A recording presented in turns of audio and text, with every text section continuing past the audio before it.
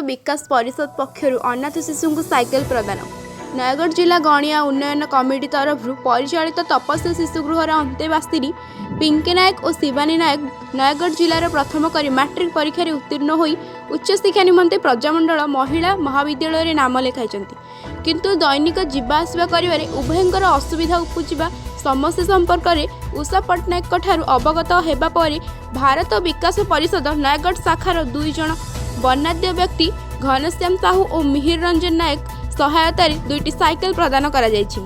एही अवसर में परिषद तरफ अध्यक्ष हरिहर साहू, सचिव अनादिचरण महांती, दुर्योधन साहू, उदयनाथ नायक, दामोदर साहू, प्रदीप कुमार साहू, प्रफुल्ल कुमार नायक और कामाख्या प्रसाद दास उपस्थित थिबा बेले तपस्या संध्या पट्टनायक, अलका पहाड़ सिंह, चंद्रशेखर बेहेरा और सुजाता बारिक एही कार्यक्रम को सफल रूपायन करने दिगरे सहयोग करथिले।